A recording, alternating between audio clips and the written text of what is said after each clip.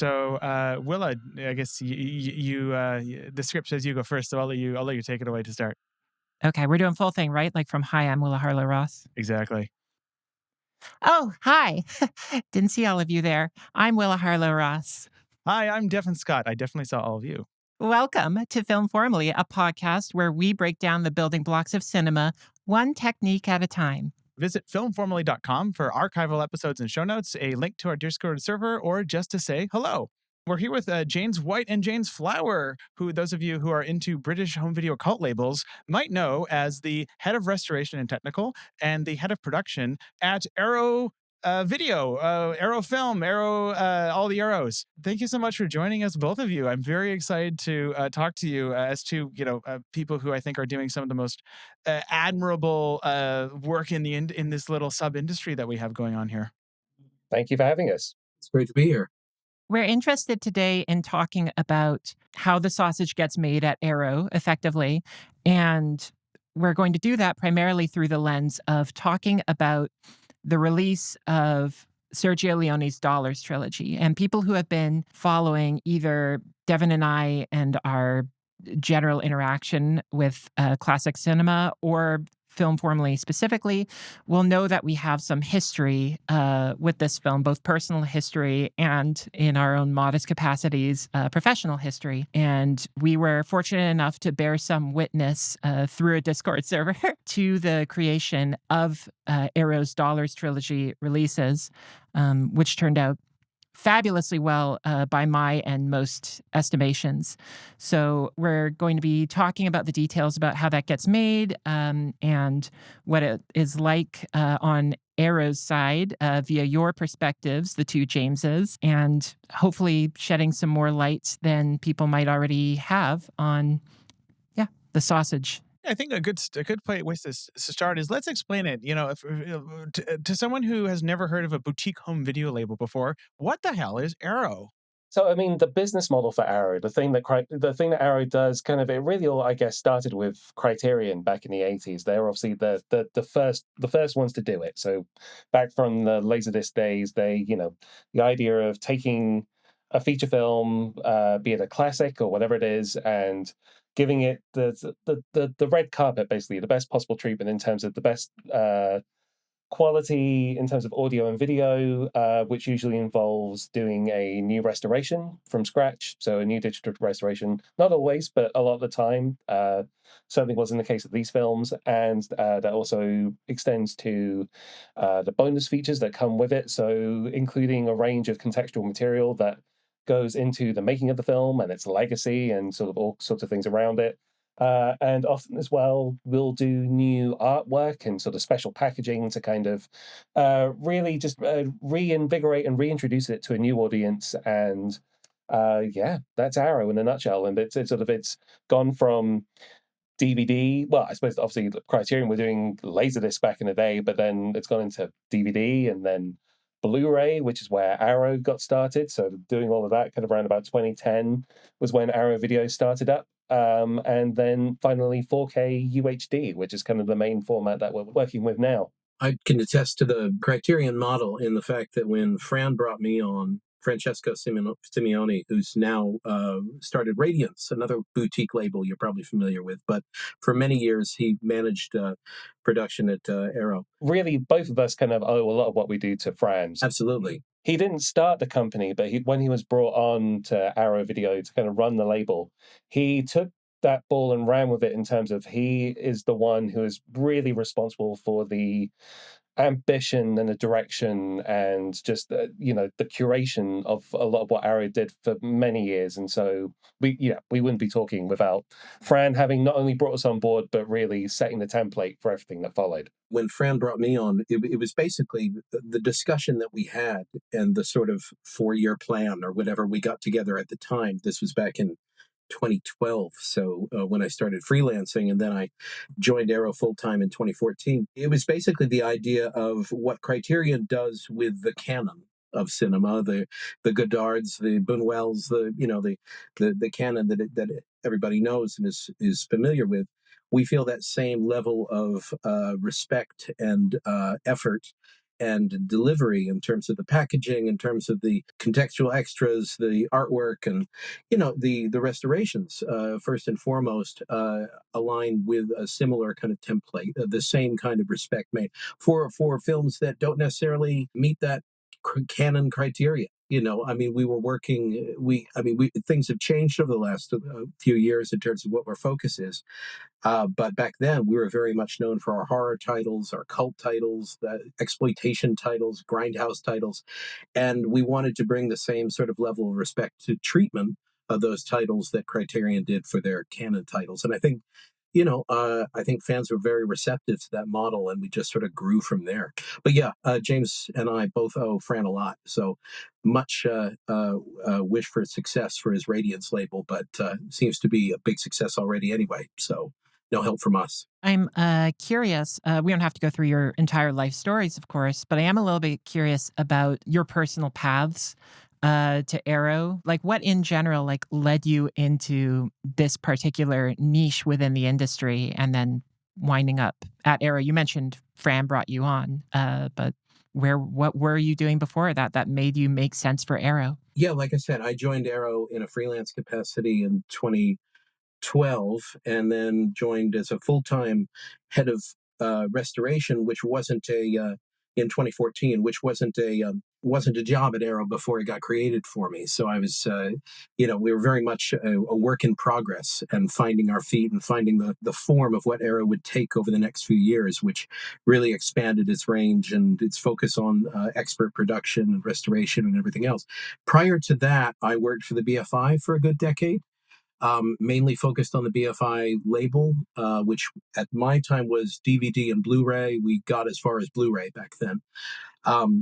But it involved a lot of remastering for the label, often in conjunction with the BFI National Archive itself, sometimes not. So I had about 10 years of experience prior working for basically in restoration for the benefit of a label, a boutique label, as it was. But prior to that, my main focus was film archive and restoration. So working for film archives in the States, as well as eventually the BFI. I worked for the George Eastman House in New York for a few years, and then restoration is one of those things that it's very difficult to go into directly. There is no straight path to it. You're often working at some level of post-production, and you learn. I was working on a lot of new films and doing effects work and things like that, but I just found that my interests lie in the films of the past far more than the films of the present and future. So I wanted to make that my focus, and eventually Arrow let me kind of hone that was became my window of expertise, of which I'm very grateful. And for my part, so I joined Arrow in late 2018, and kind of before that, I'd kind of been a bit all over the place. I'd been a fan of Arrow pretty much since it started, and for years that was a big ambition. So, what had I done? I'd done a master's degree in film archiving around about 2010 and 2010, 2011, and thought I was going to go straight to working at the BFI from there, working with James. That didn't happen. I got a job across the street from the BFI. That was so very close, but not quite. But moved to London and worked for a independent film distributor called Soda Pictures for a few years that mainly released art house films in cinemas.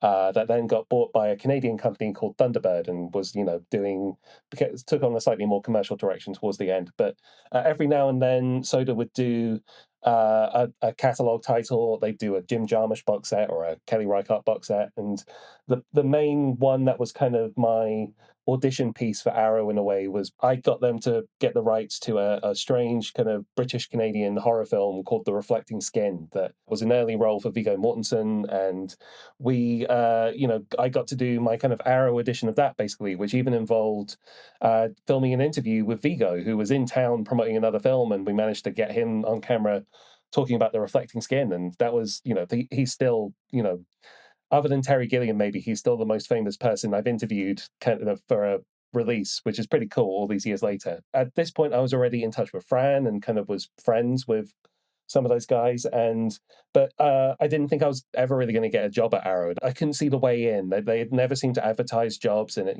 maybe was if you were already in that part of industry, maybe you'd come in. So I don't know. It seemed like something that wouldn't happen. So I was on the verge of setting up my own hobby label, and kind of had actually even gotten the rights to a film. I flew back from my honeymoon and kind of the next day or the day after was signed a contract to get the UK video rights for a film called Over the Edge, which had a decent HD master. It hadn't come out on Blu-ray. I thought, okay, I'll try this and I'll see if it works, and that'll maybe me getting my Arrow ambitions out of my system. And then within a couple of weeks, suddenly Arrow advertised a producer job, and I was like, damn, I've got to choose this kind of path, whether I'm going to make a go of this or whether I'm going to try going for this Arrow job. And I went for the Arrow job and I got it, and I've never regretted it since. It's been an extraordinary opportunity to work on all kinds of films and really flex my muscles in all kinds of different ways and do crazy things, and it's been a great kind of playground in that sense. So yeah, that's been the last 8 years or something at Arrow. Can I just add that anybody who hasn't seen Over the Edge, you definitely should. It's a great film and a great release that I had no knowledge of before James brought it to us. So yeah, it's definitely worth checking out. Bending this towards sort of using the Dollars trilogy as an exemplar for kind of your process with Arrow. What makes you two, or whoever else at Arrow is involved in this decision, what makes Arrow as a company and the people within it go, we want to release this trilogy of films? And how do you then try and carry that out in terms of getting the rights, securing, just making it feasible both logistically, legally, and financially? Well, it's certainly a common misconception that we can release whatever we want, and it's just a matter of us getting the rights. So we're restricted to what is available to us, and so Arrow kind of very nearly got the Dollars trilogy even before I started the company. There were conversations about it, I think earlier in 2018, that it fell through for whatever reason, whether the rights weren't available or the way we wound up doing it was not feasible at that point. James, I don't know if you remember, that was... Yeah, no, it was a big disappointment at the time. This happened during COVID. It was a little before that. It was a couple of years before that. The point is, we got very far in the discussion, but we made our plans clear what we wanted to do with Good, Bad, and the Ugly, which involved quite a bit of restoration. And unfortunately, that was what killed the deal at the time and didn't let us move forward. So we had to, unfortunately, drop the plans and move on to something else. So it took a few years past to finally come back to it when, fortunately, some time had passed and rights holders were more receptive to our plans by then. Whether that was just because enough time had passed that there was more distance between the 4K masters that Richard Rata had originally done and what we wanted to do, and possibly MGM being acquired by Amazon, that was something that happened in the background as well, that whether that inadvertently had something to do with it, I don't know. But yeah, around about, what was it, the end of 2021, beginning of 2022, they became available for the UK again, by which time Kino had done their work as well, their releases in the US. So there was already, I suppose, a template or a foundation that we could then build upon, or, there was a precedent for doing something different to the 4K masters. But just to expand on your question a little bit more, we're restricted in terms of what's available to us, and hopefully we're then successful in getting those rights. That's not us that do it. That's a separate department. That's the acquisitions department, who are in conversations with the studios and finding out what's available and negotiating those deals. And so, yeah, the Dollars trilogy became available again, and we snapped them up. And, like James had those conversations with Scott Grossman from MGM, who's the head of restoration over there. And so, yeah, we'd established that we were able to access the data that we wanted to from La Magia and Richard Rata. They still had the various LTO tapes and whatever of all the scans and of everything that we needed to do what we wanted to do. And so then we could hit the ground running from there and have no idea of what was ahead of us. No, one would hope, everything's available, this will be easy. I mean, I should just backtrack a little bit. Our colleagues in rights and contracts, are the main people that put together these deals, but we all have a voice, and we all, make suggestions, and we all, debate and everything else. Good, the Bad, and the Ugly and the Dollars trilogy in general are films that required no debate whatsoever. Yeah, no shit acquisitions. There was just absolutely. There was no infighting about should we do these or not. No, of course we should. You love. I mean, part of the challenge presented is that these films have been widely seen and been widely available forever. It's not like they're not rare. They're not like underseen. They are films that everybody who's seen them is fairly passionate about it and has real feelings about it and opinions about it. So we had a lot of pressure there, and I don't think we were aware of how much pressure when we initially went in, and how big and how many voices we needed to listen to, not just our own. There were a lot of people that we needed to consult with in order to make sure that we were covering all bases and that we were addressing all questions and opinions about how certain scenes should be treated, audio, picture, restoration. I mean, just the whole gamut, and of course all the different versions of the film that people have seen over the years. There was a lot of work to be done.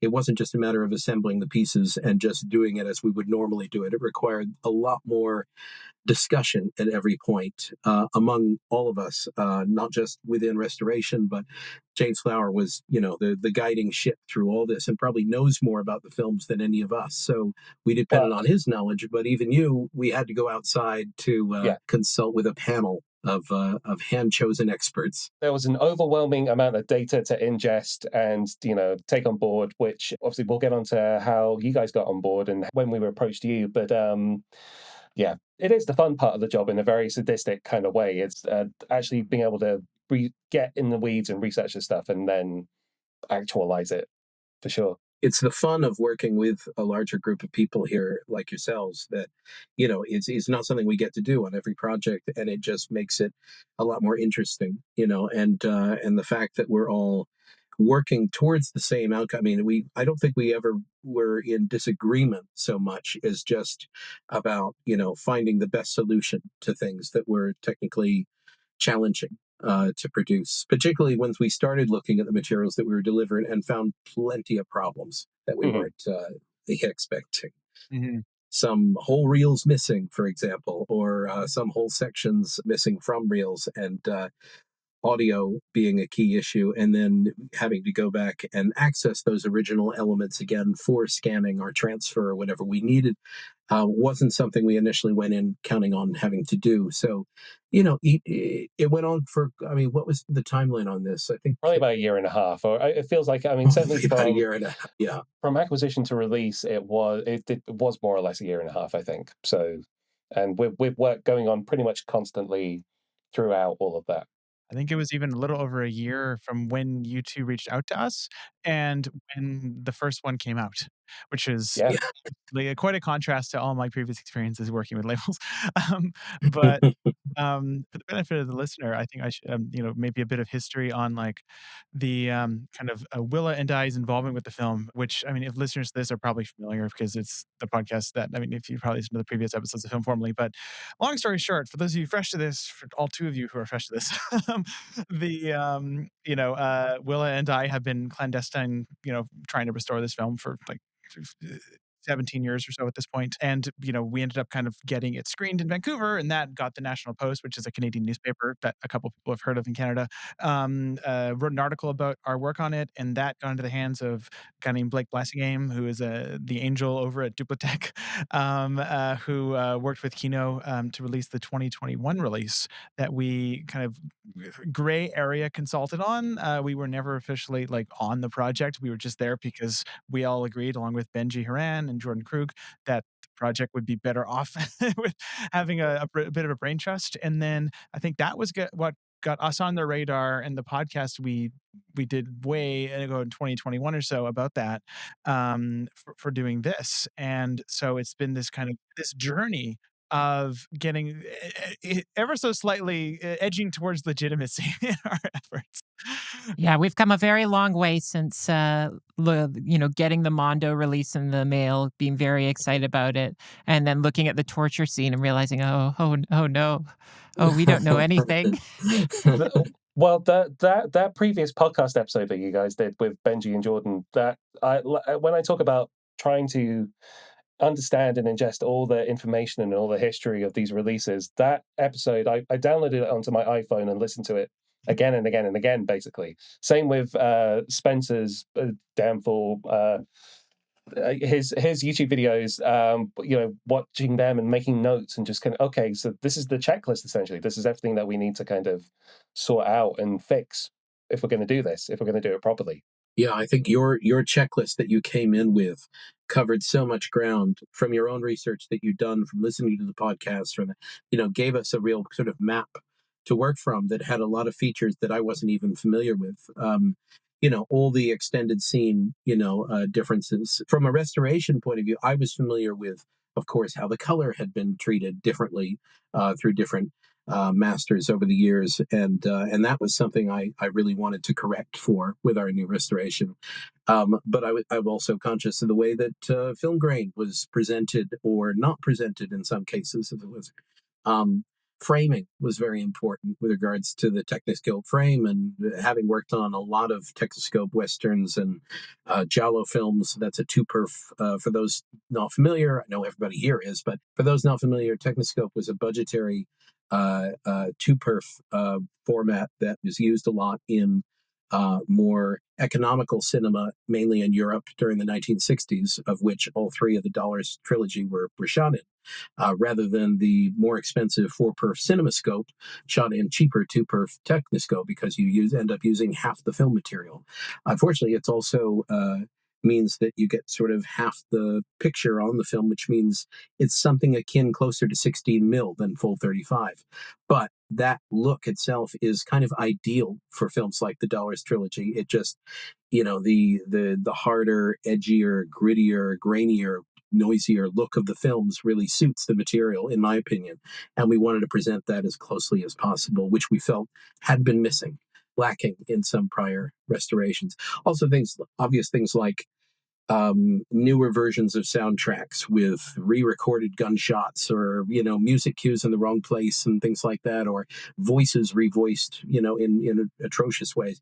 It was, from a restoration point of view, it was a peeling back the onion over the years of mastering to make sure that we were getting as close to that initial experience in the cinema that we could possibly present, with the caveat that obviously we were doing it in 4K with high dynamic range and all these other new toys that we can work with, but not letting any of those things get in the way of getting to the truest experience that we could present. Yeah, I don't know if it needs saying, but certainly our ethos is always to, when we're restoring these things, is to get it back to an original, theatrically accurate experience. So something that matches what people would have seen in the best possible conditions in the cinema way back when the film was released, in theory, anyway. That's the hope.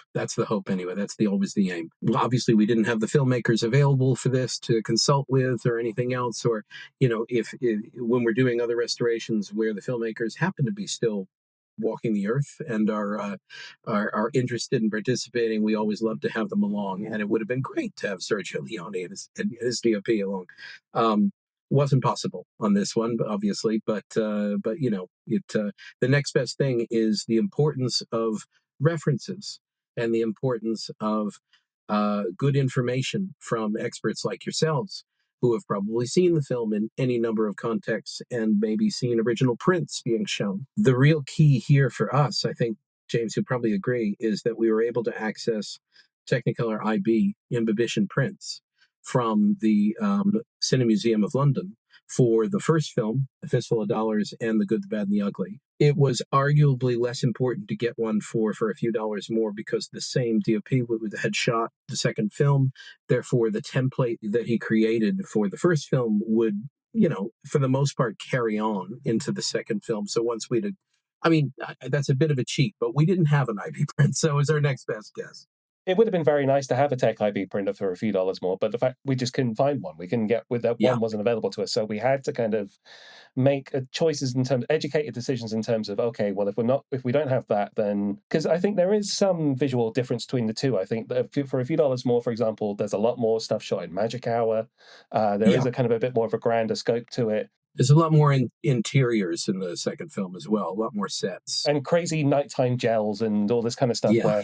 So the main reference we went back to was actually the, I think you guys typically call it the Mondo release, but it was the first Richard Varta restoration of it I think it was done for Sky Cinema back in the late 2000s, which they referenced original prints, and that seemed to be the one that had the most. It didn't have any kind of crazy color timing signature attached to it that we would break away from. Yeah. Because I've seen a 35mm print for a few dollars more since, and it didn't look anything like it. But I mean, that'll probably be something that we'll get onto later, where what references do you trust even when they're on film? Because I think certainly I have a suspicion that the prints that screened in Italy looked completely different to the prints that screened in the rest of the world, because different labs were working on it in different processes. And I should just explain for those who might be listening who don't know what a Tech IB print, an imbibition print, an original Technicolor print made from the neg, is a print that historically maintains its color over generations. So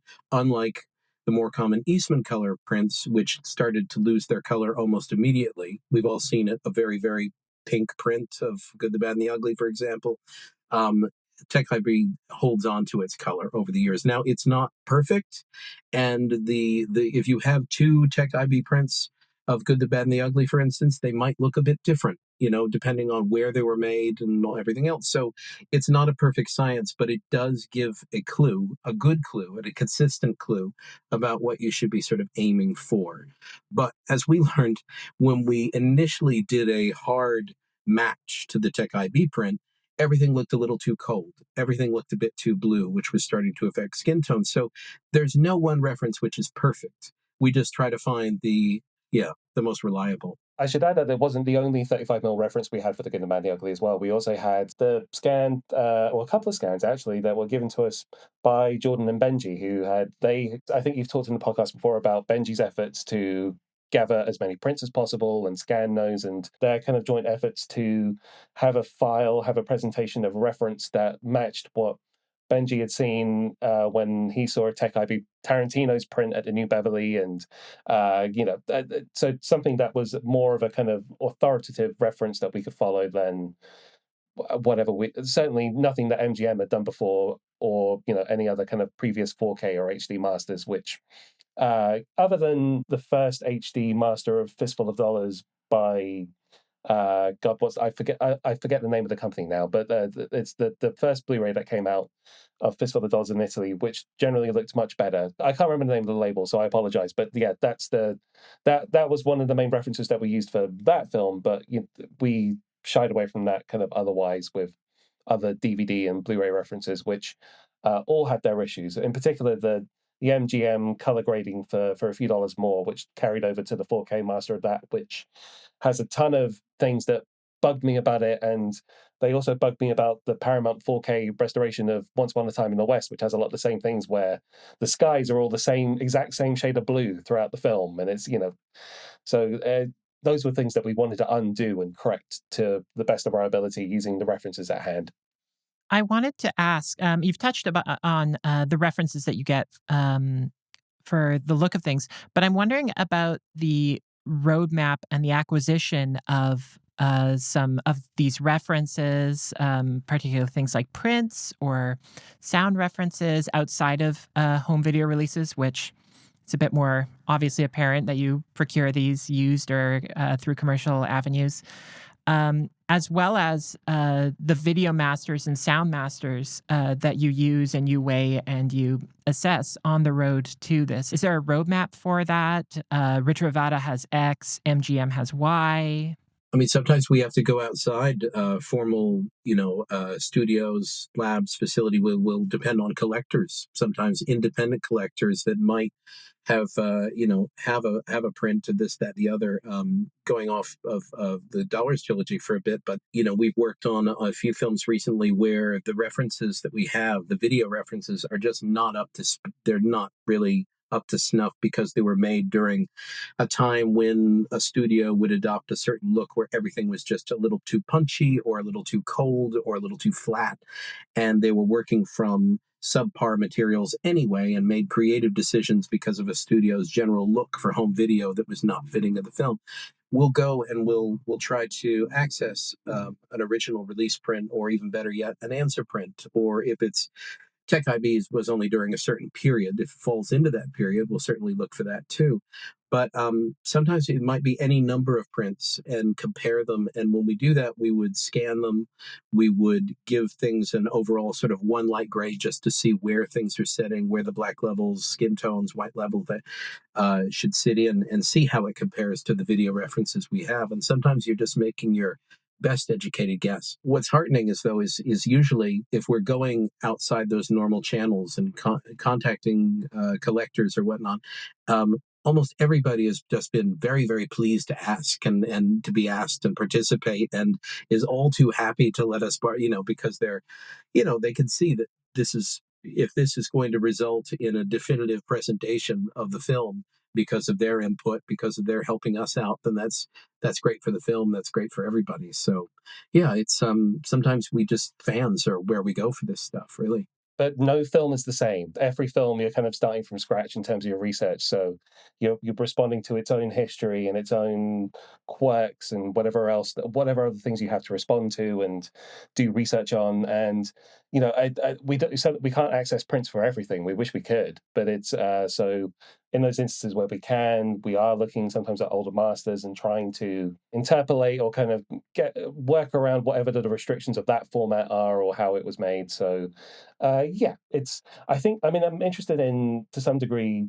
I think people nowadays, just because of the way digital works, have this idea that there is a one set grade, there is a one set accurate, exactly right grade, and if you look at a 35 millimeter print, you're going to get that exact same grade, and you're going to match this. Whereas, really, we're just happy to be in the same zip code as that. We're just it's getting something that is I don't want to say close enough in a way that makes it sound like we're not bothered about being accurate, but that's kind of to some degree all you can do. It's certainly, especially again when you're going into a an HDR color space where there is the potential to color outside the lines and do something that's a bit different. You don't want to go to too much of an extreme as well. It's the ideal I think is something that is not what a print fresh out of the lab maybe necessarily would have looked like, because that's going to have its own kind of baked in contrast. Well, maybe it is. Maybe it is a kind of the answer print. Maybe that's the something that is just off the negative, I guess. Absolutely, and I think, but HDR, you raise an interesting point because I'm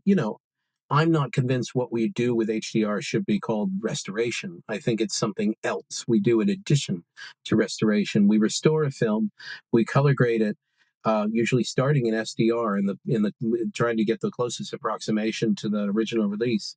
Um, but then we have HDR to deal with, and I say deal with. I enjoy working with it. I think it can add a lot to a film, but we want to be very cautious in our use of it that we don't create something that is tonally color shifted, just away from what that original intent was. So if it's red, fine, it could be a stronger red. It can have stronger blacks, but it still has to be the black there that was there. It can't be, we don't want to introduce any kind of revisionist kind of tinkering that would change the nature of the presentation, even though we have all these new toys to play with at our disposal. Every new generation of these technical tools, there is at least a period where they're just heavily overused towards whatever film they're being applied to. Yeah, for sure. That's exactly what I was talking about when I said using masters created, say, during the late 90s, early noughts, because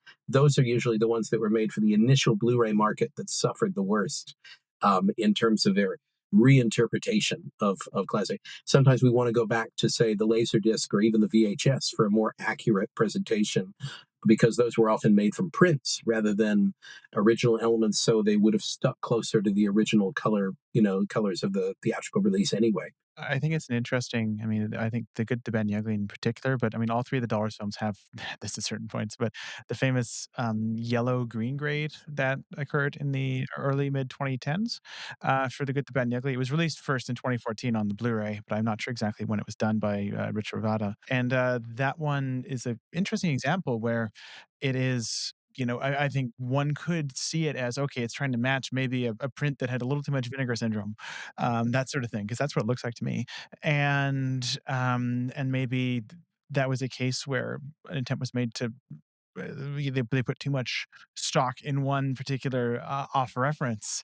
And part of what, actually, on a side note, part of what makes this release, I think, a really significant one, aside from all the other things, is that it's the first one since then, at least of this cut, that has not been based off of that color grading. Right, they haven't had to walk it back to various degrees, which Kino did once to very little success, and once to, I think, to much better success. But you can see that this is actually graded from elements done prior to that, and I think that's significant. Non sequitur here, but I just wanted to ask this question while it was still somewhat relevant. In this release of the Dollars trilogy, you mentioned outside sources. What outside sources, aside from what was given to you by the rights holders, ended up making their way into the releases? Maybe it's worth stepping back as well and looking at the materials that we got from the rights holders as well, or what we were able to access from Bridgevata. So Absolutely. part of our strategy was that we were going to. So obviously the films were scanned and restored in 4K by Bridgevata in the early 2010s, and they had retained the raw scans and the log data, so sort of the restored but ungraded versions of those scans. And we decided that we were going to work with those log files. So although there is part of me that wishes in hindsight that we could have gone back to the raw scans and kind of done new restoration work because of some things that Richard Varta did that maybe we would have been a bit more aware of in hindsight, and how they kind of did handled some things like grain management and stabilization on certain shots. Well, we did for a few sections, but we didn't have that liberty for everywhere. There were sections, particularly in The Good, Bad, and the Ugly, where we went back to the original scans, or even I think there were a couple incidents where we had to rescan something from scratch. I don't know that we had to rescan, but certainly that we had to go back to that raw scan. But I mean, I think if we had gone back to those raw scans, we'd probably still be working on the films, because there were so many issues probably. in terms of like Probably. when you look at those scans, the film is moving all over the place, and there's so much crap on them that yeah, it would have been for even the budget version of what we were doing, which was still tremendously expensive and time consuming. It would have been exponentially even more than that to go back to the raw scans, or to go back to the negatives and scan again, which was never an option for us anyway, just because of the way that this deal works, and the way that the rights that the Dollars trilogy work, in terms of it's not like kind of the usual workflow for a lot of films we work with, where we are dealing directly with a rights holder that owns the film worldwide, has all the materials themselves. That's more straightforward. That's the way it's often worked with a lot of the other Italian films that we've done, where the company that we're working with in Italy has the negative, it has the rights to Italian and English soundtracks, so can give us access to all of that right from the jump. Whereas the way that the Dollars trilogy worked, because they were Italian productions that were then acquired by United Artists, which then became owned by MGM later on. MGM does not have access to the negatives. They don't even have access to the Italian soundtracks. They just they license us the rights to release the English language versions of the films in the UK. And through our contacts with Richard Varta and their contacts to the owners of the negatives, we were able to then access those scans, but we wouldn't necessarily be able to access the negatives, and nor would we want to necessarily. If those 4K scans exist and are in good enough quality, great enough quality even, really, and there's not really that much that would have been gained from scanning them again and going through all of that. From an archival point of view, you want to protect those materials. There's only one camera negative, so you want to make sure that that is being preserved and kept away. And I think there's some people that maybe don't necessarily understand the kind of the one-off nature of these things, and just think that a camera negative is a means to an end, that end being a shiny new 4K transfer. Whereas as archivists, we want to protect the materials and make sure that they are kept safe and not damaged by being run through again when they don't have to be. So anyway, we had these log files, and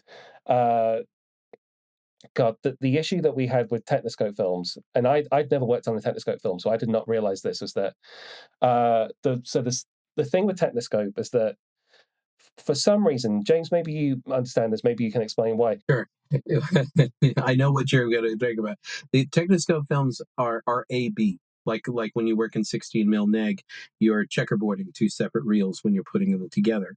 for your cut neg, and you're going from one reel to the next, so A, B, every other shot. Usually any handles are fairly uniform. Say every shot has 2 extra frames of handles on each side Well, in order to actually, make that cut seamless. But, well, I'm just getting as an example.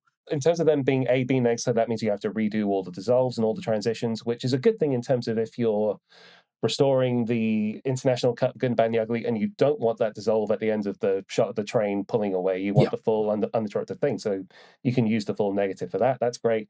In terms of the handle, so what that happens is that in every shot in a Techniscope film on a negative, it has usually 4 extraneous frames at the start, at the end of every shot that you need to manually go in and remove when you're conforming the film to your references. And I say usually 4.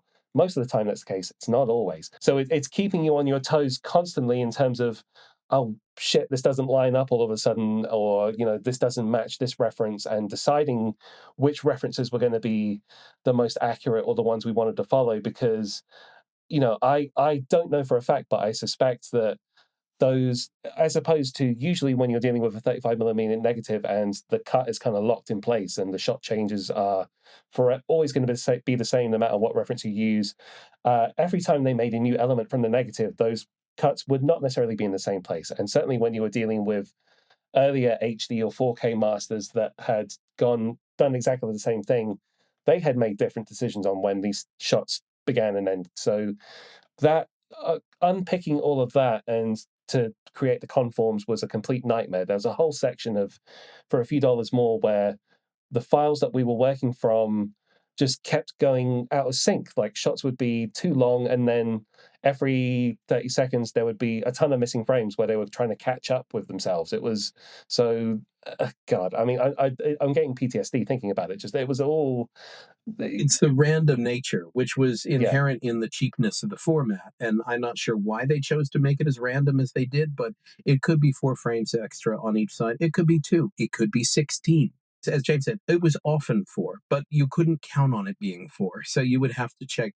And then, of course, you line this up on your timeline and you want it to, you match what your frame cut reference is, if you're lucky enough to have one that you think is accurate. Because obviously if you're relying on old video references, they might have undergone some standards conversion which may have created frames out of thin air or whatever. So you want to make sure that every cut is accounted for and correct, which can take ages. And of course, we're dealing with 2 versions of a particularly long film, with The Good, the Bad, and the Ugly. So yeah, that in itself was a challenge. Techniscope threw out a lot of challenge, because when they made Techniscope films, they were never thinking about the end game with mastering for video and all that kind of stuff. It was just a way to make films in an economic fashion in widescreen, and that was it. One thing that I'll just, as an addendum to this, the way a lot of people before dealt with Techniscope films in mastering is they never went back to the neg. They would go to the 35mm blow-up element, usually an interneg or even a print. For some reason, IPs of this stuff were never kept. They were trashed as soon as the films were made. So you would deal with something that was lesser quality because it was a blow-up, and it would also be missing framing on left and right because it was zoomed to fit the 4 per frame. So it was only going, like when we worked on films like, say, Bird with the Crystal Plumage, or any number of the Giallo films or Westerns that we worked on in the past, that we go back to the neg and we see the film open up to its true 2:3:5 ratio that was intended. Which of course there's no substitute for it. So we have to go back to the neg, but it does require all this additional work and matching. Sorry, one more bit, just because I think it's funny. And I'm not going to name any names here, but somebody I know years ago did a restoration, so-called, of a popular Giallo film. I know the one exactly you're talking about, and I was just about to bring it up as well. So, yeah. And they had clearly never worked on a Techniscope film before, because they included all the frames, including all the handles, back to back to back to back, every shot. And sure enough, the film ended up being like 5 minutes longer. And you wonder, okay, did they not think when they tried to sync up the soundtrack why it keeps going out of sync, or why it's behind by 5 minutes by the end of the movie? And their answer to that was, well, they just stretched out the soundtrack or added, ambience in between. They work to work on this soundtrack to get it to match this uncut Techniscope neg must have just been maddening. But I guess by then they just made the decision that no, what they're producing is the full uncut version, never before seen, and damned if they're going to stop doing it. So, yeah. We fixed that when we released it on Blu-ray later on, needless to say. Again, going back to this thing of, I suspect that the cut points were different depending on which film elements you got. That created a problem when it came to syncing the soundtracks, because we were trying to have one standardized conform that would work for both audio tracks. And when we started getting into the nitty-gritty with the dubs and the Italian and the English, which we'll get into that in a bit later, I guess, as well, in terms of not being able to include the Italian audio on the second and third films. But we were trying to restore the Italian mono for all three films, and I never want to work on another post-sync Techniscope film ever again. Needless to say, that's just unless it's Once Upon a Time in the West. That's my one kind of but which we don't have the rights to. Fingers crossed, maybe one day we will, but. Otherwise, I think I've retired from the post-synced Techniscope game because those three were enough. Well, that's it. You say posting. I mean, all the Italian films of this period, and for some years to follow, were post-synced, post-dubbed. So,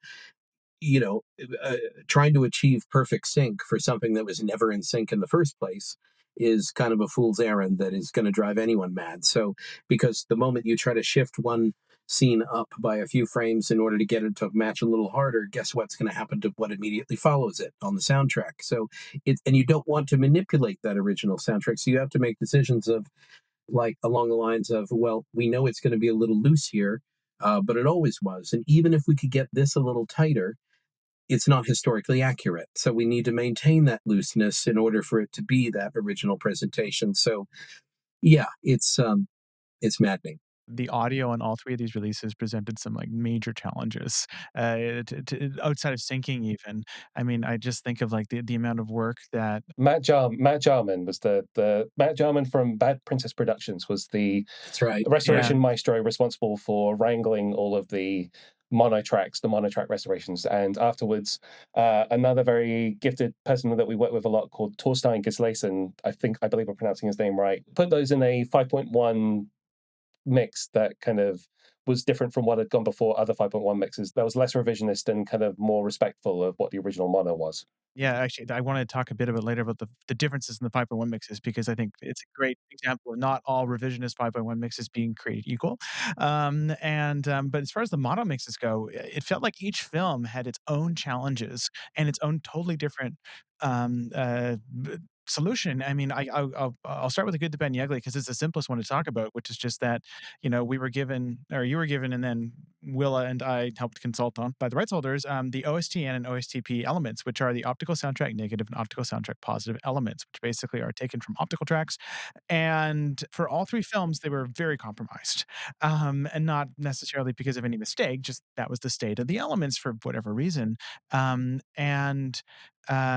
so for the good, the bad, and the ugly, there was just this very bizarre situation where the old LaserDisc script from the 1990 LaserDisc was, for reasons that are still mysterious to me, superior to the officially, the best available elements from given to us by, was it MGM directly or Rich Ravada? Combination. We did get a lot of tip files from MGM at the time. I'd have to go back and check, but I know that we got what audio Imagine Chavata had produced with their restoration as well.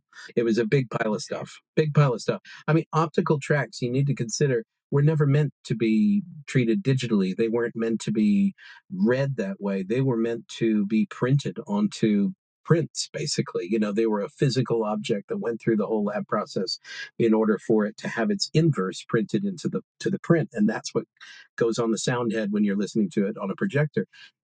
You're not, an optical track, when it's transferred, is very noisy because you're transferring not only the track, but all the surface noise that goes along with it. And fortunately, technology has kind of caught up with this, where very cautious filtration systems can be done on a cost Sondor system or like system that can really take out some of those, the pops, the cracks, the sort of overt hiss that can really be difficult to listen to. My particular favorite is sibilance, which is a sort of swishing sound in the background that you hear all the time. And that's specific to optical tracks, which is why if you ever have the choice of optical versus magnetic, you definitely go with the mag because it doesn't have any of those issues. And my guess is whatever was transferred to the Laserdisc was probably from print. Probably the audio was straight from a print, not the optical at all. Otherwise, you would have heard all these issues on it. It was so fascinating to me to realize that the Laserdisc had details that were missing, right? And it isn't because one might think, oh, it's just an EQing thing. You can just, but no, there was stuff there that just fully didn't exist. I think it's kind of important to establish as well, because again, I think there's a misconception that, when we're working with a studio, that we can give them a big shopping list of everything we want, and they kind of they have a thing where it goes, okay, yep, we'll give you all of that. Here you go.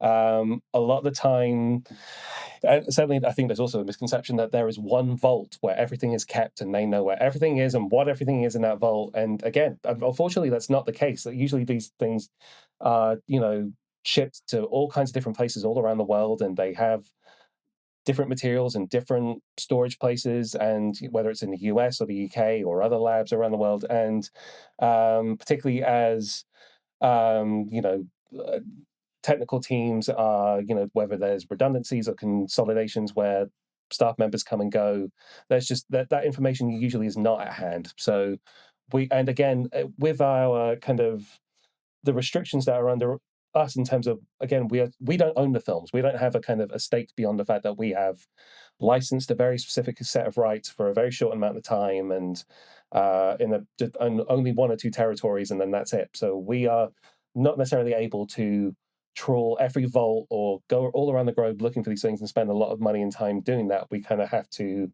use what is relatively easily available to us, whether that is something that's from a Laserdisc or whatever the studio has given us, first of all. So it's not the most optimal way of working if the studio doesn't necessarily know what it has or how to give you what it is, what you want. But you kind of have to roll with those punches and just do the best with what you're given. And also, just as a sidebar, I'd like to argue for the merits of Laserdisc. That format has actually saved us in recent memory on a few titles. Say the only stereo that is available to you from the licensor is a mixdown from the 5.1, but the film was originally released in true stereo. Where is it? If they don't have it, where do you go? Well, more often than not, that might be on the Laserdisc. It's probably not on the DVD. Definitely isn't on the Blu-ray. But guess what? And in a few instances, that's been where we go for that sort of thing. So, yeah, Laserdisc is always, if we're searching for something, we'll definitely buy a few different copies of the Laserdisc, whatever's available on eBay, and just see what it has. But that's also where the fan community has stepped in as well to help out too, and where we've been able to reach out to people like Spencer or yourself or other people who have lived with these films and loved them for longer than we could possibly, we have time to research, and they know more of those ins and outs, and they know what the best sounding VHS or Laserdisc, whatever it is, and can, have captured that and are able to supply us with that material, or at least point us in the right direction. Anyway. Should we move in reverse film order and talk about the sound for a few dollars more a little bit? Yeah. So for a few dollars more, that was a very tricky one, and that maybe had the most, aside from certain Italian soundtracks, it had the most, I think, compromised elements of the three English language tracks. So how was that dealt with? I ask leadingly. Well, I also want to acknowledge as well that we were under the impression that the films would get easier as they went along. We thought that it would start with Fistful of Dollars that would be complex but relatively simple compared to The Good and Bad and the Ugly, and they would just get a bit harder as we went along. They were all monstrously hard in just very different ways. So that's part of the reason why the release dates were bumped for the second and third film, because we just had to have that extra time just to make sure that we got it right, because we'd spent so much time trying to get Fistful of Dollars right, and just that kind of had an effect. So the grand plan of releasing in consecutive months went straight out the window. God forbid if we tried to do a box set from the outset, we would have killed us. Oh God, no! I mean, people wanted that, and eventually we got there, but we couldn't do it right away. Eventually we got there. We weren't allowed to at the time, but we were allowed to later on for whatever reason. So I'm glad the people who wanted that have got that. But no, a few dollars more. We were well aware of all the various issues with the audio that had kind of played previous releases, whether it's sound effects were in the wrong place, or just the general noise reduced kind of quality of what had been on the previous Blu-rays. And so, yeah, we were very keen to try and address that however we could. But yeah, I forget what it was now, whether it was just an OSTP. I'm trying to, because we had access to, and MGM were the ones that supplied the English soundtracks for the most part, and then what was available from the original, opticals to go back and transfer again, that was very limited because, as James pointed out, you know, MGM doesn't have a whole lot of original materials. They have files that are based on these materials that have either been sent to them or they produced 20 years ago. And to go back and try to revisit why was this decision taken then, or why was this filtered in this way, or what, it's just nobody's there to answer that question, and they might not even know the answer if they've been delivered these materials from somebody else. So, yeah, the detective work sometimes doesn't actually yield those answers, but the ragged state of the opticals, specifically for a few dollars more, missing frames, just material that was, from what I understand, in very, very rough shape. I think there was a dupe set of opticals made at some point just to try to accommodate for the fact that the originals were so wrecked. I might be misrepresenting. I didn't need to go back and check my notes on that. But ironically, I think the picture work on For a Few Dollars More was probably the most straightforward of the three. I don't know about that. I think there was well, there were still a few things that we had to sort out, and I found it a bit smoother, but yeah. Maybe because, again, we were working from a Tech IB reference. Maybe that made it a whole lot simpler. I don't know. Of all the films, I think, at the very least, on the whole, For a Few Dollars More was in the sorriest digital state before this, in terms of its available versions. It was the only one where I actually hadn't watched it in many years because I could never find an acceptable copy. And so, at least that, with The Good, the Bad, and the Ugly, that changed in 21, where it's like, we have a copy that's watchable finally. But for a few dollars, it was just in a sorry state. But I do want to mention the one thing that we did that was done, to that was, that the kind of unusual release of For a Few Dollars More audio on the Arrow Blu-ray. There was actually two versions of the optical sound put on. There was one with a standard digital tone curve and one with, and I think this was probably because I had just done an interview with Eric Diensfrey, from my other podcast, where he taught me about Academy Mono roll-off, and I thought, oh, this might be of some use. And I think I then, blundered into the Discord, brought it up, and then that got Matt trying it out, and we realized, oh, this actually sounds pretty good as an alternative. No, I mean, it was a kind of a eureka moment. I mean, we were struggling with how to answer. So, one of the other kind of online resources that we sort of used as one of our references is Mushroom's blu-ray blog, where he sort of compared various audio releases and drove Matt Jarman nuts, kind of with saying, "Oh, there's this as well. Have you read this?" And he's like, "Yes." Uh, But he had compared the Few Dollars More, I think it was the Hi-Fi VHS, to the later releases, which the Hi-Fi VHS had clearly the most detailed and sort of superior sounding audio, even though it was a VHS source. So, at one point we were thinking, well, do we have to go back to that, even though it was time compressed, I think, so we would have to undo that. And as it turns out, I'm pretty sure the OSTP that we found would have been the original source for that VHS audio. So, yeah, probably right. The challenges that presented in terms of just having the source kind of completely as it was that when it got loud, it got really kind of peaky and distorted, particularly in the scene where Gian Maria Volonte is shooting the woman and the child, and there's the organ music as he's got the standoff with the father, which really kind of, when you hear just the completely unattenuated, just all the raw file, it kind of, it gets pretty crunchy. So using the Academy curve to tame that a little bit in a way that still sounded acceptable and not too noise reduced was that it was really cool to be able to do that. It's not something that we would do on everything because there's only so much time to QC every single audio track and include every audio option under the sun. So we do have to kind of pick and choose and editorialize to some degree sometimes. But it's for that one, it was cool to be able to do. Yeah, no, absolutely. I think we inquired about the VHS to MGM as for what was your source tape? Was it a old U-matic tape? What was it, a 1-inch or something? Could we, and again, MGM sort of shook their head and said, we don't have any of this. I'm sorry.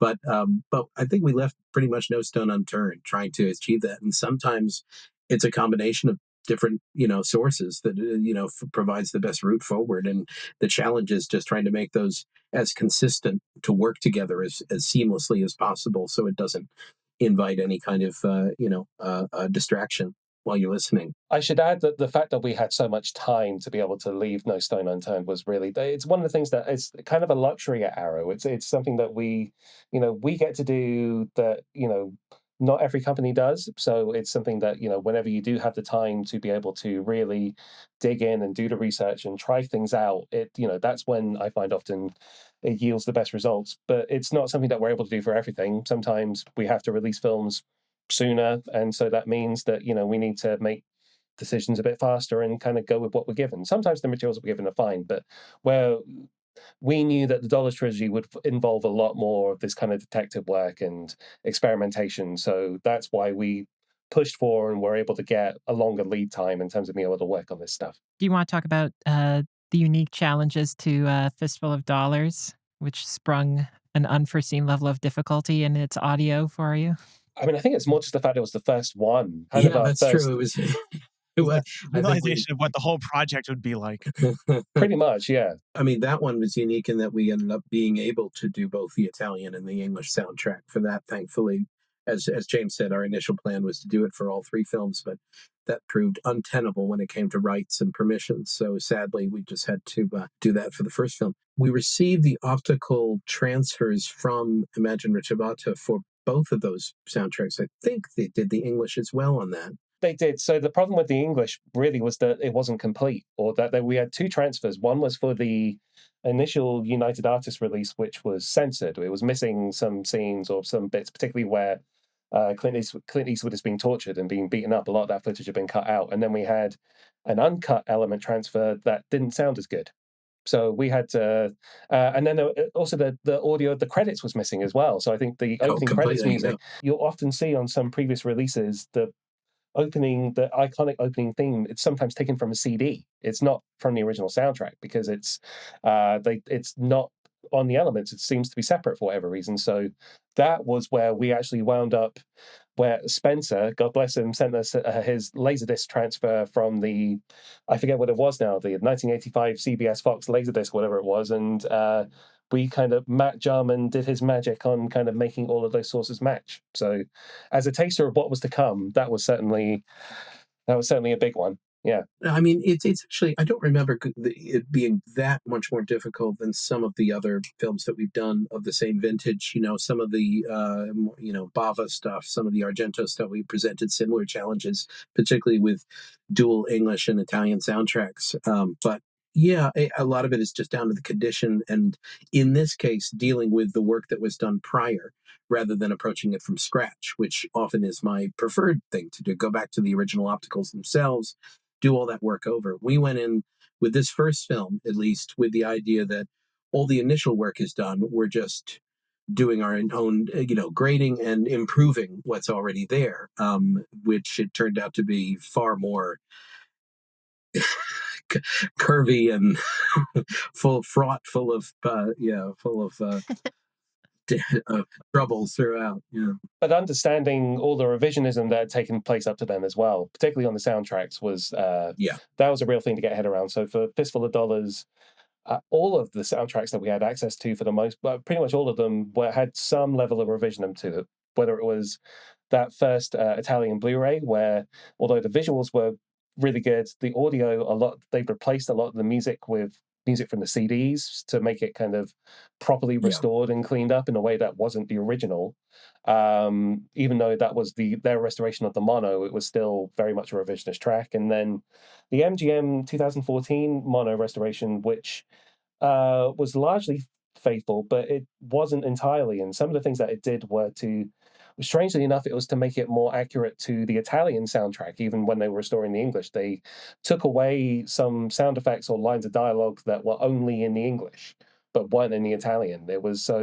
Or vice versa. So it was figuring out all of that and undoing all of that for not, well, Fistful of Dollars certainly, but it happened on the other two films as well. That was Yeah, yeah. something. That was part of the job. And I mean, this opens up a question as to maybe some people wonder why we didn't, say, do an Atmos mix for any of these films. I'm sure that some people would love it if we'd done a big Atmos for Good, the Bad, and the Ugly, particularly. The materials really didn't allow for it. No, there's no stems, there's no DME, there's no kind of, yeah. It's the mono mix. That's the basic that we have as a starting point for everything else. You could have put a Blake and done a trollish Atmos mix that just had the single audio channel mapped out to the, like just Yeah, one middle. exactly. Technically it's an Atmos mix. It's just a mono. Sure. Let's just throw it in the AI machine. And One of my favorite gestures I've ever seen is Blake's decision to do a 5.1 mix because the contractual obligation for the Good, the Bad, and the Ugly. That was just the mono mix with some like LFE crossover in a very tiny amount of phasing, like a statistically insignificant amount of phasing. Which I'm like, I like, what is the word? Go forth, King? I don't know what the kids say these days. I wanted to focus on the 5.1s, that Torsten did for us on these because, he stuck to the template that we're pretty religious about, is that these are mono up mixes to 5.1, retaining that original feeling of the mono. And we wanted desperately to replace the old 5.1s that everybody was used to because we just didn't have any confidence in them. We didn't like them. We weren't fans of them. They're very much of the eras in which they were made. And we just felt that 5.1s, okay, fine. My choice will always be to listen to the mono personally, if I'm given a preference. But if people want to hear it in 5.1, at least they're hearing something much closer to the original, just a little bit expanded, a little bit more colorful, possibly, but still in keeping of that original experience. Figuring out what that approach would be with Torsten took some back and forth because we started off by just examining all the previous 5.1 mixes and sort of doing what would be the things we want to retain versus the things that we wouldn't, where they did seemingly have some access to M&E tracks, and so there was legitimate kind of stuff that you could put in the surrounds that would be, we didn't have access to M&E tracks, but, obviously they did at some point, so go figure. But we were able to kind of put some of those things in the surrounds. And then the other kind of great development that we were able to take advantage of that maybe previous releases weren't was that all of the films, well, certainly the second and third had expanded soundtrack releases where you had something like the extraordinary Quartet Records 3-disc release of The Good and Bad and the Ugly, which had all kinds of obscure cues that we could then use to put those in the surrounds. And, so that was extremely helpful and something that certainly gave us a leg up when we were trying to figure out how to put these things in the surround environment. I like to kind of think beyond the pure question of historical fealty, right? Where to me, if you're making the mono track available in the highest quality one can, and especially if one makes that the default, I'm good if anyone includes other mixes. And at that point, I'm just wine tasting. I'm going, does this actually bring something to my life that I otherwise wouldn't? And I think that to me is a useful lens through which to look at revisionist mixes. I mean, I think the central sin of the previous revisionist mixes on my part is that was the only thing that was made available, right? That is the original sin. And the second problem was that I think I can say this, they sucked. they were I just didn't like them aesthetically. I thought that they were kind of tacky and worked against the aesthetic goals of the film, even outside of any question of historical revisionism. And part of what I like about the new mixes that you've made is they basically allow me to do the thing of just watch the Ecstasy of Gold scene with the soundtrack stereo mix, right? Like just seeing that as a thing that I just enjoy watching the last 20 minutes of the film with the new 5.1 mix, because it's essentially the mono mix, except when you have the available resources, we get a higher quality version of the Morricone score. To me, that's the central get of the mix. And I like being able to press a button and do that when I'm watching in a non-linear way. Yeah, sure. I'm with you. As long as we present first and foremost the primary, original mono mix, or if it's a stereo film, original stereo mix or whatever.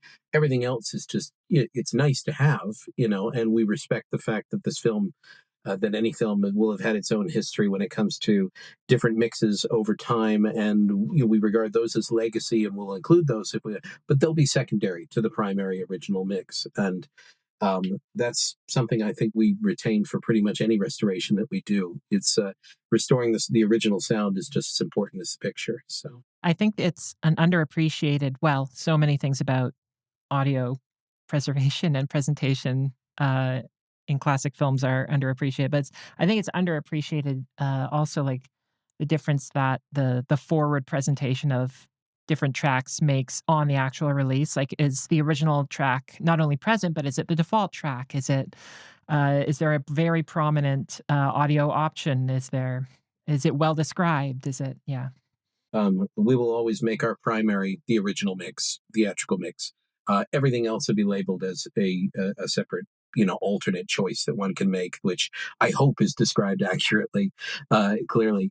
One area that we're getting into more with some of our titles, some as yet unannounced, is when a film was treated to a 70 mil distribution. It might have originally been mono, but you might have a 6-track stereo mix for the 70 mil. We regard that as original as well, but that will still be secondary to the original 35 mil release. But that's something that we're trying to feature more and more, just because that's an interesting part of its own distribution history too. Absolutely. And when some of our recent things like Spaceballs and Inner Space, those have been a lot of people's favorite part of the disc, or their preferred choice of option, because usually they sound a lot better as well. They've got a lot more welly. So yeah, I just want to backtrack a little bit and talk about the audio on the extended version of The Good, the Bad, and the Ugly, which, setting aside obviously all the issues with the dubbing on the additional sequences, and when we talk about the original mono for the extended cut, obviously that's a misnomer, because there is no such thing really. It was originally done in this kind of crazy 5.1 mix that we decided not to carry over. We briefly did debate kind of, well, are there people who are going to want the vocals traveling every which way and the new gunshots and everything else? But we ultimately decided against it, because we were going for a more kind of archivally minded, historically accurate, as much as was possible, given obviously the additional dubbing, which did involve making some changes to the mono that had been supplied to us. So I think it was Chase Audio had done a mono mix for the extended cut back in 2014, was around about that time, which we were given delivery of. So we kind of which it should be noted had some differences to the 5.1 mix that had been done 10 years earlier as well. There were even some changes in the vocals and some other bits here and there, but they had done basically what we would have done anyway, which is take the mono for the international cut and kind of do a composite where, these things go in, you kind of go between sources as seamlessly as possible. But we still did some additional work on that, where we obviously we had this sort of superior LaserDisc track for the international cut mono, so we were going back to that, and we also found out where they'd gotten some of the music cues wrong as well, and where some of the kind of the revisionist sound effects had been left in, or where the sound design was a bit lacking. So, for example, where Tuco was taunting Blondie with the bucket of water, we changed the sound effects on that, and some of the music cues, like the introduction to the grotto sequence, and where they're going through in the wagon, and there's kind of the mournful trumpet brief cue there, where that cue was wrong on the kind of, or I should say, it was not accurate to the original Italian mono, which is what we were trying to kind of preserve a lot of those changes. So again, by sheer benefit of the fact that we had the quartet CDs, we were able to go back and put that cue back in. That was the only use, I should add, of AI in this restoration, as far as I'm aware, at least anyway, where we were able to use an AI tool in order to, because we didn't have access to stems, we were able to use that to get the vocal part of that extended cut mix and then remix it with the correct music cue underneath it.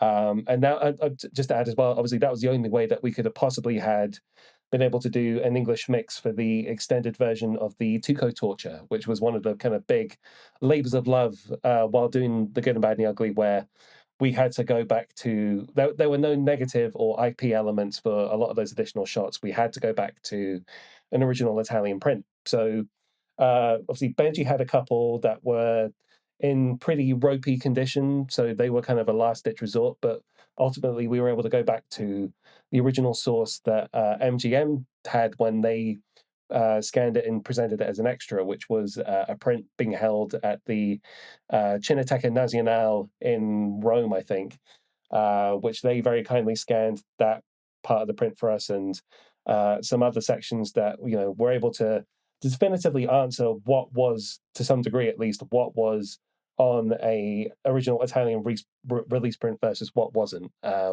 Certainly, we still don't have any straightforward answers to all of that. The Italian release history, if you read the booklet essay that I wrote about that subject, there are some things that are still assumptions or where we don't have all the answers. I think Benji was really hoping that when we interviewed Enzo Akone, who was the post-production supervisor on the film, that he would be able to recollect all of this and give some definitive answers. And unfortunately, that was not the case. He was looking back at things that happened 60 years ago, and he did not remember them so well or did not have definitive answers. So some of that stuff is still going to be shrouded in mystery. And yeah, that's just that's the nature of the beast. And hopefully we've been able to take the information that we have and collate it and present it in such a way that it still kind of gives a sort of fairly coherent narrative of how it all came together and how it was released the way it is, that doesn't present too many inaccuracies or make too many assumptions, but that's also kind of the nature of the beast as well to some degree.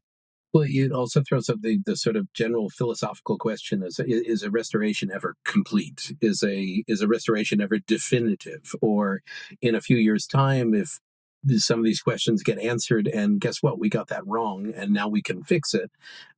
It's always a work in progress, because especially when you're dealing with materials that are as scattered or as chaotic as we are on these kinds of projects. But I think that it's fair to say it's definitive for now, as far as we know, and who knows? Maybe in another few years, if we still have the film under license, we could go back and address any of those points that have risen since. But let's have a little breather in between, maybe.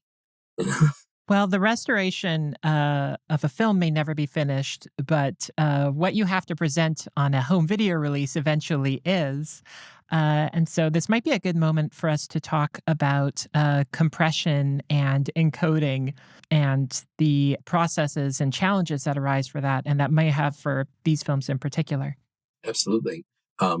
We as you know, we had our good friend for many years, David McKenzie, handling the encoding and the authoring of all three films.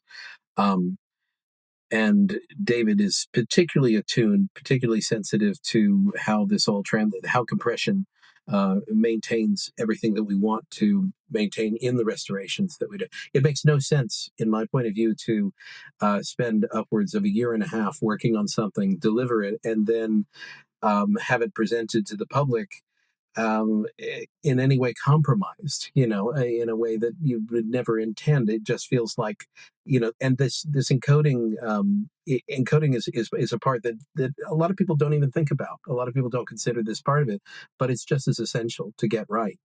For these films, we absolutely weren't going to make any compromises, and we were very attuned to how this was translating on disc. We were working with David throughout the process, and but there was a level of trust that is, a very long-term relationship with Dave's. He's very good at what he does, and he was very sensitive to how this material, with all the activity in the frame, the grain, the length of the film, which plays a key role in how something is presented, along with all the other, fortunately not that many soundtracks, but all the other materials, extras that we might also put onto. The main thing for me is making sure that the feature, first and foremost, is presented both in picture and sound in a way that's not compromised and is accurate to how we signed off and approved the finished restoration, as closely as possible, knowing that of course it's compressed to a degree, but not that you'd ever notice. No, the ideal is that it will be as very little, if any, difference between your full fat ProRes master and what winds up on the disc, which is a very fine, delicate, tricky art. David is also a wizard at seamless branching, which is something that we were very keen to utilize on the extended cut disc to give as many playback options as possible in terms of with the grotto, without the grotto, with the extended torture, without the extended torture, and the Easter egg mode that I probably shouldn't talk too much about, where it was everything in the kitchen sink. So all of these kind of options that some authoring houses would maybe not necessarily be able to facilitate, but David is kind of canny enough to figure out how to do it. But it's also fair to say this is one of the films where we were working with David, or you were, James, more than any of us, on making final tweaks to the final presentation, right? Yeah. Throughout the encoding process, because of the way that we were trying to present the film and show as much of the original frame as possible, meant that sometimes tiny little frame lines might just drift down into your perceptible range of vision, and that happened more than once. That happened more than a dozen times, and sometimes that was seen at the restoration when I was involved. Sometimes it wasn't, and it wasn't caught until that very last encoding stage. So tiny little patches would be made to substitute for this frame or that scene or this, that, the other, just literally at the last possible moment. And so the encoding process took a long time. You would have conform errors with the Techniscope. So where, as I said, where you have to kind of put the cuts in very specific places, particularly on sequences where there would be jump cuts for whatever reason. Sometimes would be accidentally left out or in the wrong place, and it would be down to trying to find those in QC. I remember that the big one that came to mind was when Tuco's in the bath and Al Mulock has come in and he's planning on killing him, and obviously Tuco's got his gun hidden in the bubble bath, and so the muzzle flash is supposed to go off from underneath the bubbles. And the first time we QC'd the disc, there was no muzzle flash because that's a jump cut that we had accidentally gotten missed out. So there was a sound of a gunshot, but no explosion of bubbles, no gunfire, and so it's like, shit, we've got to go back and get that fixed. We've got to replace that shot. Which would have been missed by almost anybody without the level of multiple people doing constant QC on this all the time, including David, who's one of the best QC people in the business. So it's that idea of just checking, double checking, and triple checking, and sharing it with others and having them double and triple check, because we're all human and we all miss things, particularly if we've been staring at something for hours on end. So yeah, it's making sure that we have several sets of eyes on this stuff at all times. There's a reason that David Mackenzie and Fidelity in Motion are names spoken of in hushed terms on video file forums online. Well, I tease David all the time because he's the only encoder who has his own Blu-ray.com forum subject line. Like he's got his own folder. He thinks it's he was very embarrassed by that at first, but he's grown to accept it anyway. So good. Yeah. I feel like he could easily start a podcast and just kill it, because he's been responsible. He's too busy. He's too busy working on our stuff. He can't sacrifice his time. No, I mean it's worth also mentioning that David doesn't encode all our discs. There was a time years ago when he did do the majority of our work, at least for the films that we would restore to this level. But it's just he is very, very busy working on titles for a multitude of labels, including most recently Warner Brothers. He did their Searchers disc, for example. So he's very busy. But for the Dollars trilogy, we had had an agreement early on, way months in advance, that he would be doing the heavy lifting on this one, just because it did require that extra bit of effort. Frankly, our in-house team is terrific. They do a great job, but they wouldn't have the time to devote to the all the little requests and little micro tasks that we would need done, and the attention paid, because it would have meant that they couldn't work on the other 12 titles they had going the same month. So we have to be very selective about what we can send to David in that regard. Speaking of time, I have a time-based question. And that is, this is something I feel a little bit partially responsible for, because the Good, the Bad, and the Ugly disc was, and this is probably the only part of the release where I saw people going online, which is just it was delayed by a couple months at one point. And again, in full disclosure, I feel slightly responsible. A color was sent my way, and I was like, it's not quite right. So if you'll send me your hate mail, or at least part of it, and that struck me, your decision to delay the film, it really shocked me, because I had never seen that before. As far as one of these releases, it's always, well, we'll do better next time. What goes into a decision like delaying a film, and why are you willing to do it? There must be such disincentives to doing so. Well, it doesn't happen very often, and it's very much the exception rather than the rule. Hopefully, I can't think of any other release that we've done it with recently. I mean, we adopted a model a few years ago where we weren't going to announce something until the restoration was basically done. That was not the case with The Good, the Bad, and the Ugly. I think we'd hoped that it would be, but because the extent of the work took so long, there's still a big window of when we have to deliver all our materials from the point when it needs to be uploaded and manufactured. And that window was, we were just moving beyond a point where that was going to maintain that original release date. It just became impossible. I don't think anybody wanted to delay it. It just became a necessity because of that window of time between us delivering something and then the manufacturing time period needed. So, and we certainly didn't want to rush anything and risk any kind of mistakes and through sloppiness or just rushing at the final hurdle and causing a unintended gaffe or something. So yeah, I think that was time well spent. That was time needed, but it was time that it was important to just get right. But yeah, nobody wants to. It's just it became necessary in that case. You only get one chance to do The Good, the Bad, and the Ugly. We're not going to get that opportunity again, unless for whatever reason we do another release further down the line. But I highly doubt it. I think this is it. So we really wanted to make sure that it was done right because we knew that it was going to be a flagship title that we were going to be judged against for years to come. You don't want to be the company that screws up The Good, the Bad, and the Ugly again. You want to hopefully be the one that gets it right. So, or at least that gets it better than anyone else has gotten it before, I should say. So it was a necessity that some of our colleagues were not necessarily happy about, but I think they all understood why. It was, just it's, as I said, as long as it's an exception rather than a rule, I think every now and then where we need to kind of not even dig our heels in, we just need to say, look, the film's not going to be ready for all manner of reasons. And the fact that we'd had so many delays with the previous two trying to get them right, I think everyone kind of knew it was inevitable that that was going to happen. But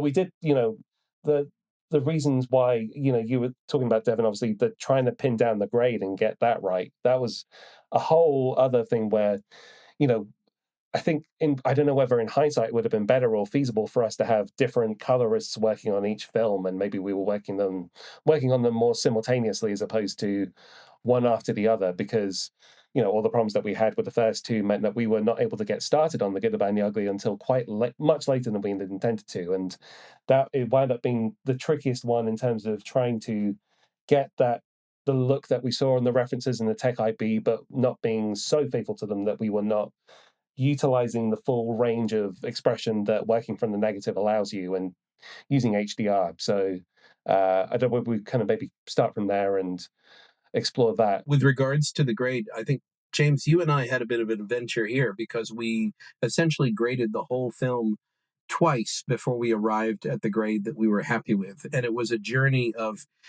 using these references, the key one being the Tech IB reference, of course, but also having the full knowledge that, of how the film had been seen and what the material was capable of, particularly in HDR, and just finding a way that felt was true to the Tech IB and yet knowledgeable about where the Tech IB had also shifted in a direction that we felt wasn't right. So, again, it's a creative choice to a certain extent, but done with the utmost respect and with all the history in mind to try to arrive to that point. But I think we had a lot of discussions and a lot of frustrations. The colorist was frustrated with us. We were frustrated with everything.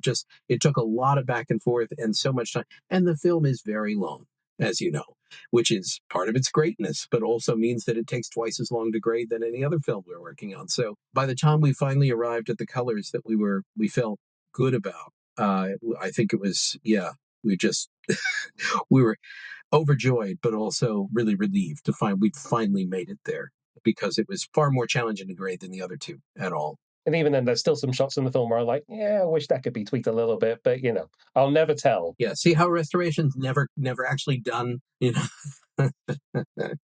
We shouldn't finish today without touching upon extras. So the way that we delegated responsibilities on this project was, so I co-produced this with my colleague Michael McKenzie, who has done most of our Italian releases kind of in the last few years. He's the Dario Argento expert in the group. He's the guy who knows all about giallos and has had a lot of experience working on those in our spaghetti western releases. And so I sort of was more in charge of the feature master side of things and the versions and grappling with all of that. And Michael sort of was responsible for commissioning and handling a lot of the bonus feature work. So we really wanted to treat these as Italian films and kind of, use that as kind of our focal point. And so he worked with a filmmaker that we work with quite a lot called Federico Cadio, who's based in Italy, who just reached out to a ton of people, a ton of surviving people. And for God's sakes, there's interviews with Eda Del Orso and, all these like kind of legendary people. And that's pretty extraordinary. And, there's still things I wish we could have done, people we could have talked to, but, to have some of these people who are obviously getting on in years and might not be around for too much longer to have them give kind of their testament was pretty great. I mean, if you had unlimited budgets and unlimited time, I would have loved to have interviewed more people in Spain and, have an even broader range. And there's things that we wish we could have gone that we couldn't. But the range of stuff that's on there is really cool. In terms of the stuff that I was more directly involved in, we had access to all of the surviving rushes for Fistful of Dollars, which originally the idea potentially was that we were going to do a kind of feature length documentary that was along the lines of what I had done previously with Bruce Lee's Game of Death, where we inadvertently found all the rushes to that, and we kind of made this crazy, nearly 4-hour video essay / documentary called Final Game of Death, where we presented all of them with narration and went into the history of the project. And that was all very inspired by one of my favorite documentaries / bonus features, which is Robert Gitt's documentary, Charles Lawton Directs The Night of the Hunter, where you kind of had, it's great. God, I love that almost as much as I love Night of the Hunter, and Night of the Hunter is my favorite film. So that was the yardstick that I was kind of aiming for with the Final Game of Death. And I really wanted to do Sergio Leone directs The Magnificent Stranger, but there were not enough evenings and weekends available for me to fit the time to do that. So Jordan Krug did an amazing job of taking these out of order rushes and putting them in chronological order. And so we used that as the basis of a 30-40 minute outtake reel, which was really extraordinary to put together for Fistful of Dollars. And the good and the bad and the ugly, I just became determined at a certain point that other than the extraneous Techniscope handles, that we were going to present every scrap of surviving footage from the good, bad, and the ugly in 4K HDR Dolby Vision. I don't know when I decided that, but there just came a point where I was like, this might be possible, so let's go for it. Let's try and do it. And damn it, we did it. We had the French and German trailers with all the Socorro sequence stuff, and we had the extended Tuco torture and all of we couldn't include the Italian version of the film. We weren't allowed to include the Italian soundtrack along with the film, but they didn't say that we couldn't include the Italian credits and all the visually exclusive stuff as bonus features. So that's what we did instead. And so that is, from an archival standpoint, that's stuff where I'm really excited to be able to include all of that bits of esoterica that maybe it's not interesting to everyone, but certainly for me as someone who wants to kind of have every scrap of footage, that's the stuff that got me really excited anyway. Tuco outtakes. Love the Tuco outtakes. Yeah, absolutely.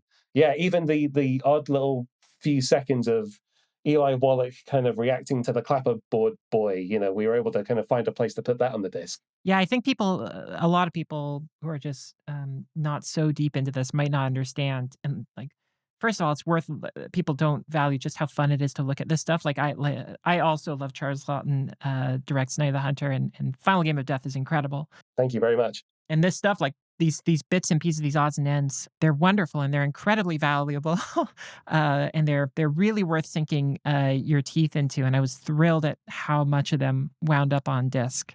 It's really, really something. So once the package is together and it's released, how has the reaction been for you two?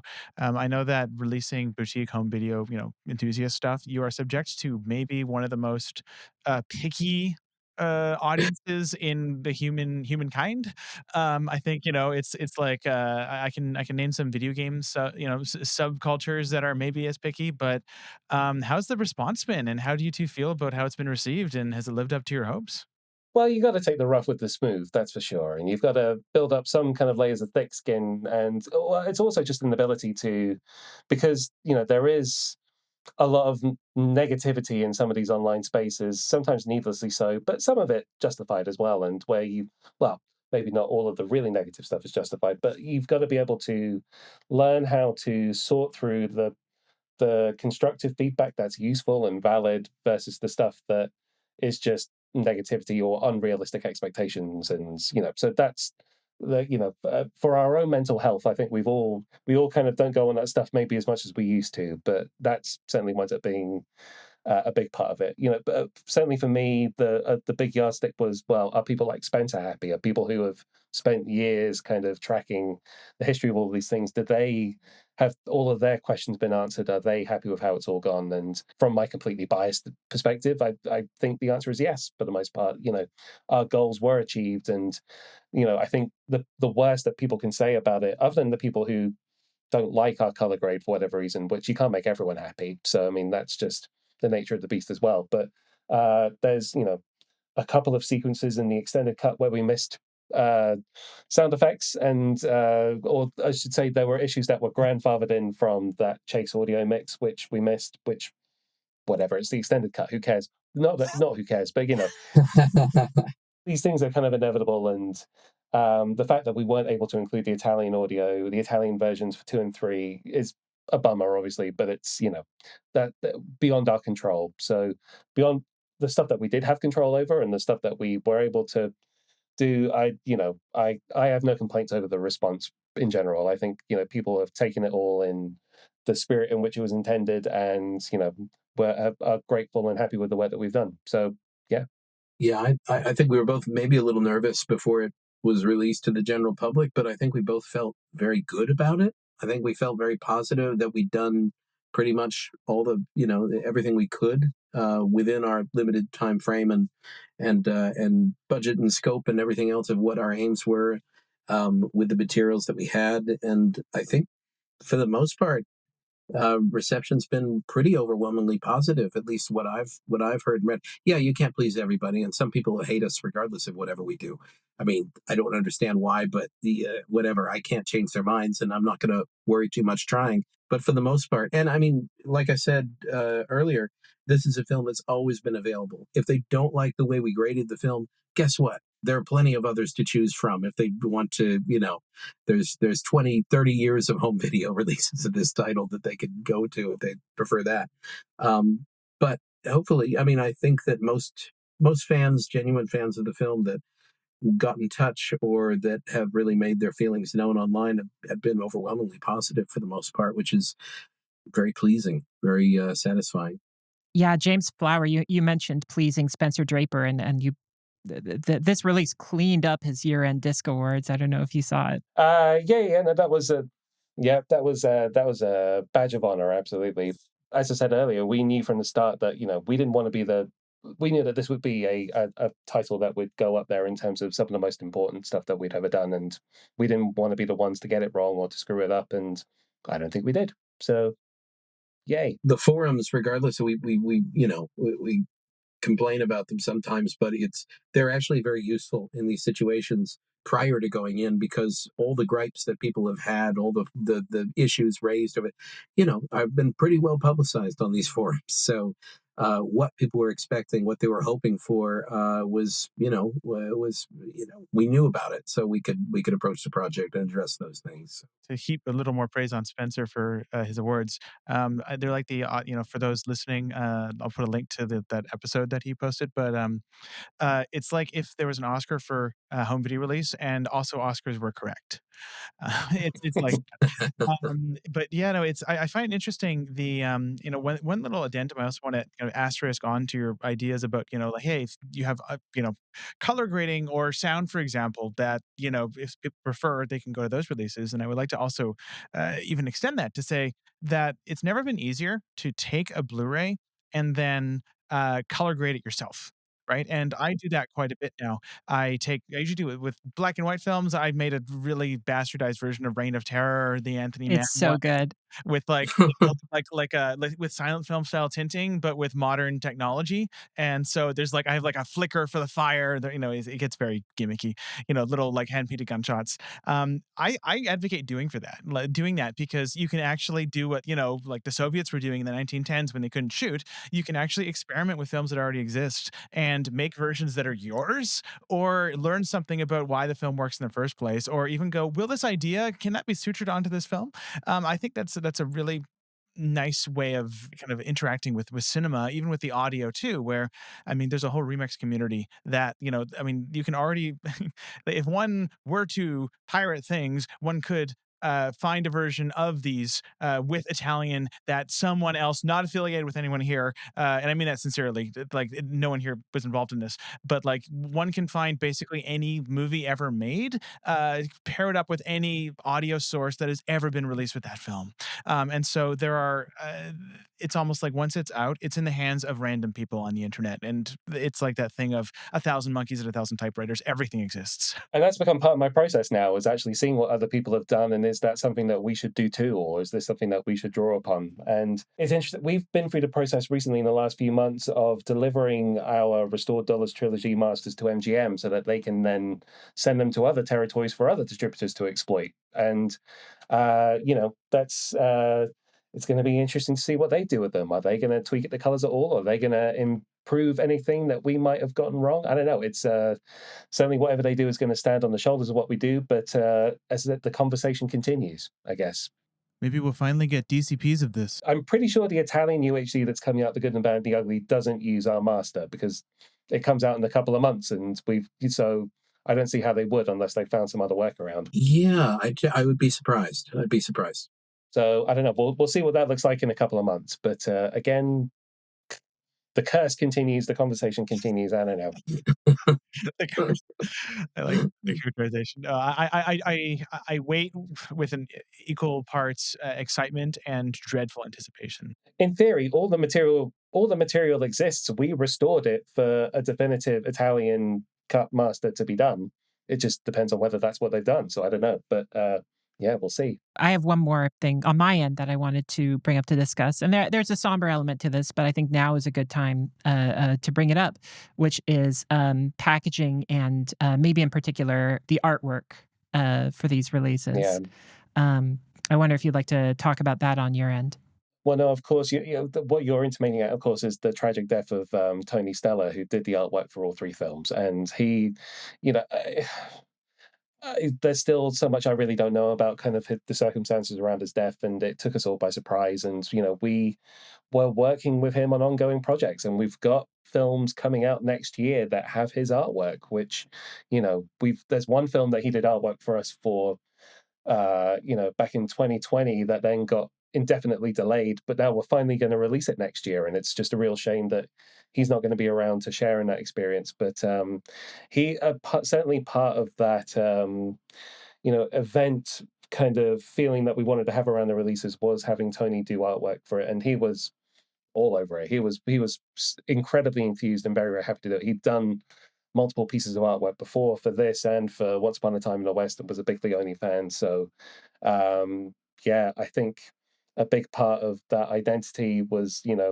of those releases, and just how making them feel extra special was having Tony's touch on them. So yeah, we were very lucky to have his involvement. I mean, I couldn't. I think it's a testament to his art that I can't imagine those releases without his artwork. absolutely. I feel like we were fortunate to be in his sphere for the time that we were, and for him to bless us with these iconic, unimprovable images that represent the film so well, so learned, so knowledgeable, and so much in love with the films. And yet, these are films that are very familiar to us, all of us on this go, and yet these images look so fresh and so perfect to me. But I think that what I was going to say, it's a dream that I think he's done exactly that with the John Woo titles that we've recently done. I mean, I think what he did for Hard Boiled and The Killer and Now Bullet in the Head, I think are perfect for those films. I think that they're exactly what the film's called for. So it's yeah, we'll miss him. We'll really, we're much poorer without him. Is what I could say.